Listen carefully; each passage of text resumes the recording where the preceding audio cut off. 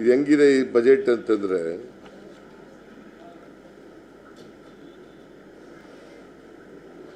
ಈ ಮಕ್ಕಳು ಸಾಕೋ ಜವಾಬ್ದಾರಿ ಇಲ್ಲದೆ ಹೋದ್ರೆ ಎಷ್ಟು ಮಕ್ಕಳಾರು ಆಗಲಿ ಅಂತ ಮಕ್ಕಳು ಹುಟ್ಟಿಸ್ಬೋದು.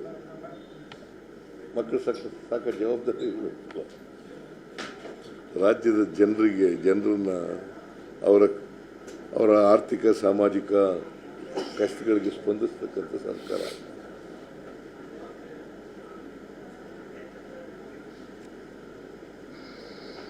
ಅನುಷ್ಠಾನ ಮಾಡ್ತಕ್ಕಂಥ ಜವಾಬ್ದಾರಿ ಇಲ್ಲದೆ ಹೋದರೆ ಎಷ್ಟು ಬೇಕಾದ್ರೂ ಭರವಸೆಗಳನ್ನು ಕೊಡ್ಬೋದು.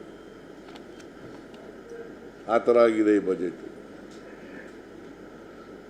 ಅನುಷ್ಠಾನಗೊಳಿಸ್ತಕ್ಕಂಥ ಇಚ್ಛೆ ಇಲ್ಲದೆ ಹೋದರೆ, ಇಚ್ಛಾಶಕ್ತಿ ಇಲ್ಲದೆ ಹೋದರೆ ಎಷ್ಟು ಬೇಕಾದ್ರೂ ಭರವಸೆಗಳನ್ನು ಕೊಡ್ಬೋದು. ಈಗ 6,000 ಭರವಸೆಗಳು, 600 ಭರವಸೆಗಳು ಕೊಟ್ಟು 51, 52 ಭರವಸೆಗಳನ್ನು ಈಡೇರಿಸಿದ್ರೆ ಯಾರು ಬೇಕಾದ್ರೆ ಎಷ್ಟು ಭರವಸೆಗಳನ್ನಾದ್ರೂ ಕೊಡ್ಬೋದು. That is what happened in this government. ಯಾವಾಗಲೂ ಚುನಾಯಿತ ಸರ್ಕಾರ ಪಾರದರ್ಶಕವಾಗಿರಬೇಕು ಮತ್ತು ಜನರಿಗೆ ಉತ್ತರದಾಯಕವಾಗಿರಬೇಕು,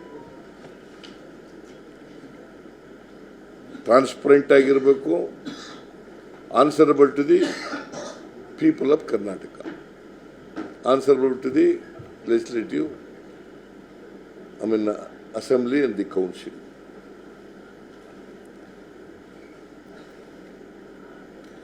ಮತ್ತೆ ಮತದಾರರಿಂದ ಯಾವುದನ್ನು ಮುಚ್ಚಿಡಕ್ಕೆ ಹೋಗಬಾರದು. ನಿಮಗೆ ಇನ್ನೊಂದು ಬಹಳ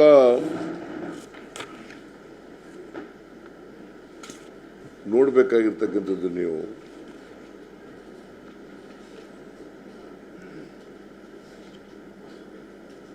ನಮಗೆ ಸುಮಾರು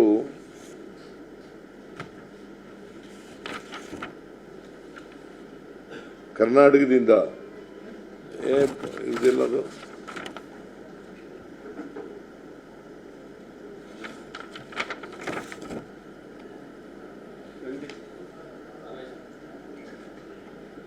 ಕರ್ನಾಟಕದಿಂದ ಎಲ್ಲ ಸೇರಿ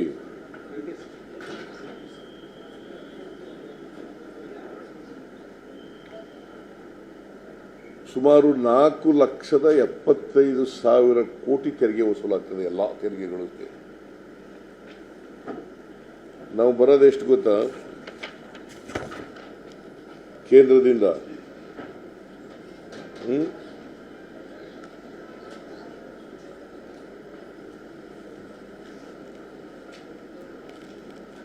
ಕೇಂದ್ರ ತೆರಿಗೆಯಲ್ಲಿ ನಮ್ಮ ಪಾಲು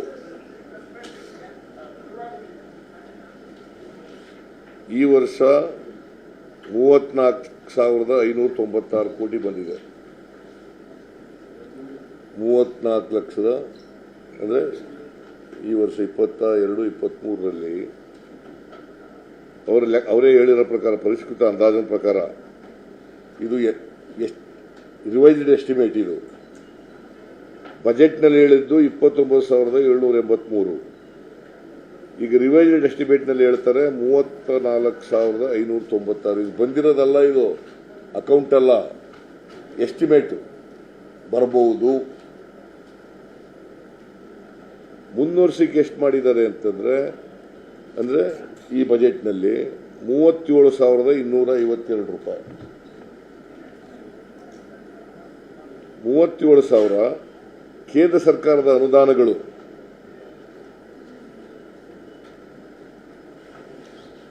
ಬಜೆಟ್ ಎಸ್ಟಿಮೇಟ್ನಲ್ಲಿ ಈ ವರ್ಷದಲ್ಲಿ 17,281 ಕೋಟಿ ರೂಪಾಯಿ ಇತ್ತು. ರಿವೈಸ್ಡ್ ಎಸ್ಟಿಮೇಟ್ನಲ್ಲಿ 12,391 ಕೋಟಿ ರೂಪಾಯಿ ಬಂದ್ಬಿಡ್ತು. ಅಂದರೆ 5,000 ಕಡಿಮೆ ಆಗೋಯ್ತು. ಕೇಂದ್ರ ಸರ್ಕಾರದ ಅಸಿಸ್ಟೆನ್ಸ್ ಬರ್ತದಲ್ಲ, ಅಸಿಸ್ಟೆನ್ಸು ರಿವೈಸ್ಡ್ ಎಸ್ಟಿಮೇಟ್ನಲ್ಲಿ ಕಡಿಮೆ ಆಗೋಯ್ತು, ಕೊಡಲಿಲ್ಲ ಅಂತ ಅವರೇ ಅಂದಾಜು ಮಾಡಿದ್ದಾರೆ. 5,000 ಕೋಟಿ.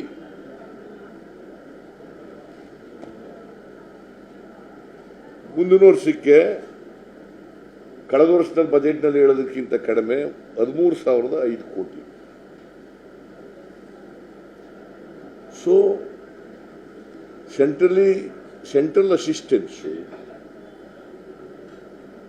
ಕಳೆದ ವರ್ಷ ಅಂದಾಜು ಮಾಡಿದ್ದಕ್ಕಿಂತ ಬಹಳ ಕಡಿಮೆ ಆಗಿದೆ, 5,000 ಕೋಟಿ ಕಡಿಮೆ ಆಗಿದೆ. ಮುಂದಿನ ವರ್ಷಕ್ಕೆ ಬರೀ 13,000 ಕೋಟಿ ಬರ್ತದೆ ಅಂತ ಹೇಳಿದ್ದಾರೆ. 17,000 ಕೋಟಿ ಹೇಳಿದ್ರು ಬಜೆಟ್ನಲ್ಲಿ, ಆಮೇಲೆ 12,000 ಕೋಟಿ ಚಿಲ್ಲರೆ ಆಯಿತು, ಈಗ 13,000 ಕೋಟಿ ಅಂತ ಹೇಳ್ತಾರೆ.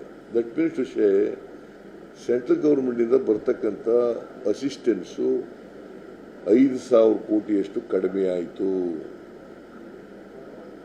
ತೆರಿಗೆ ಪಾಲಿನಲ್ಲೂ ಕೂಡ ಜಾಸ್ತಿ ಏನಾಗಲಿಲ್ಲ.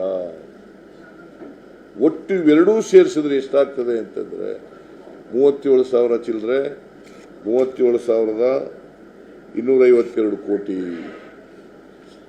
ನಮ್ಮ ಷೇರು ಟ್ಯಾಕ್ಸ್, ಕೇಂದ್ರ ಸರ್ಕಾರದಿಂದ ಬರ್ತಕ್ಕಂಥ ತೆರಿಗೆ 13,005 ಕೋಟಿ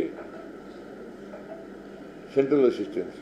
ಒಟ್ಟು ಇವೆರಡೂ ಸೇರಿಸಿದ್ರೆ ಎಷ್ಟಾಯ್ತದೆ ಅಂದರೆ 50,257 ಕೋಟಿ.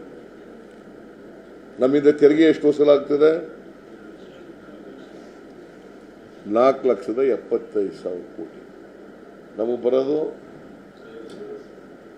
ಇದು ರಾಜ್ಯ ಸರ್ಕಾರದಿಂದ ಕರ್ನಾಟಕದ ಜನರಿಗೆ ಸುಲಿಗೆ. ಕೇಂದ್ರ ಸರ್ಕಾರದಿಂದ ನಮಗೆ ಆಗಿರ್ತಕ್ಕಂಥ ದೊಡ್ಡ ಅನ್ಯಾಯ.